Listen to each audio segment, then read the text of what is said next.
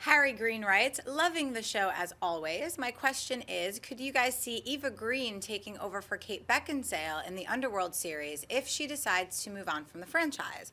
I just watched the Sin City 2 trailer and saw her in 300 Rise of an Empire, and she certainly gives a memorable performance. Her eyes just speak vampire, and she has that sort of I hate you, but can't take my eyes off you kind of performance whenever I'm watching her play a bad guy. Before I throw this to you guys, Harry, do I have vampire eyes?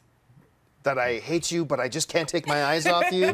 I'm going to tell you this. I had a big argument on Saturday. Well, you know what? I was just taking the abuse. I got this friend of mine, Matt, who saw 300, and I had seen 300. We saw them separately, and I'm going to tell you right now, I liked 300 Rise of an Empire. I was not as good as the first 300. A very different kind of a movie. Lots and lots of action, and the way they did their action left me entertained, right? My friend Matt hated the film, just hated it. And the topic of Eva Green came up. And I said, well, but you at least got to say, Eva Green was a pretty great... Oh my gosh, I thought he was going to find a baseball bat and hit me in the head because they said he hated her in that. She was awful, she was terrible. And you know, I know a lot of people feel that way. I got to say, I really thought Eva Green was quite good as the villain in 300 because I thought in this machistic kind of, empire, run by Xerxes and stuff like that, the idea that that kingdom would have a woman general because of the way they are, I thought that just seems unreal. She made me believe it. She made me believe that in all of Xerxes' kingdom and empire, she is the biggest badass of them all. She totally sold me on it. I like her a lot. I will confess I quite like the sex scene too, but we won't go into that detail. I heard about that being memorable. Yeah, quite memorable. But no, seriously.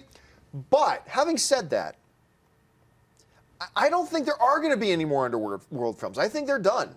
So the idea of having Eva Green step in to pick up for Kate Beckinsale, as the same character and just replacing her as a new character? And if it's a new character, why does it have to be a hot, dark-haired girl? Why can't it be a dude who's the new lead character? But it's all kind of moot because I think they're done with Underworld. I think the box office shows that the public kind of got, we're Underworlded out. Right. That's not to say they can't relaunch it again in 5, 6, 7 years, but I just think it's kind of a moot point right now. What do you think? Right. The last Underworld was Underwhelm. That's what I would call it. Yeah, Eva Green has got a very big career ahead of her.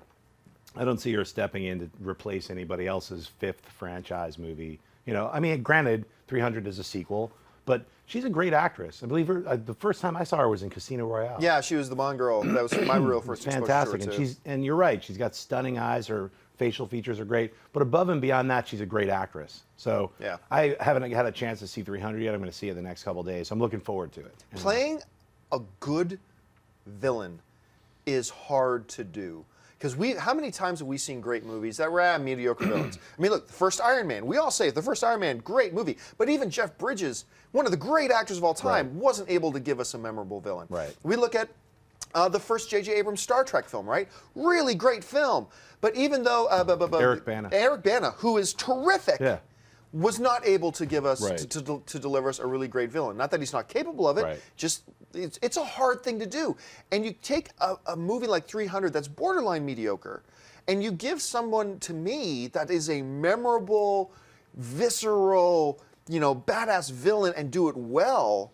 That's hard. And that edges it up, so it's not, it just puts it up on another level. Yeah, it pushes it from mediocre to, enjoyable for somebody like me. I know a lot of people didn't like it. It's got a sub 50% rating on Rotten Tomatoes right now, and I totally understand why. I totally get why some people don't like that film. But for me, I enjoyed it. I had a good time, and Eva Green is a big part of the reasons why. And she's cast now. She's going to be one of, I think, the most memorable villainesses ever as Ava Lord in Sin City 2. She's playing the Dame to Kill For. Yeah. And that is one of the best villains in comic books ever written. As a femme fatale, she's playing the femme fatale ever in a film noir comic book.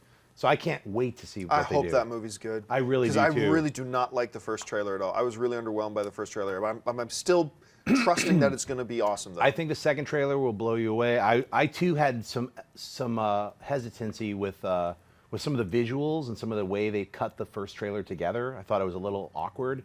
But I'm sure the second trailer will be incredible. And for me, having kind of memorized all of those Sin City comic books, most of those panels that you see, those frames, are from the comic. Yeah. It's frame by frame, which is how they did the first Sin City.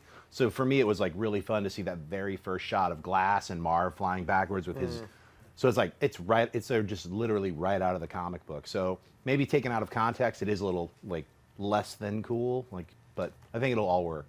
If you like this video, be sure to give it a thumbs up and don't forget to subscribe to AMC Movie News on YouTube. It's free and a great way to stay updated with all the latest movie news and check out our daily show, AMC Movie Talk. Also, don't forget to check us out on Facebook and Twitter to stay in the loop for our special prizes, giveaways, and contests.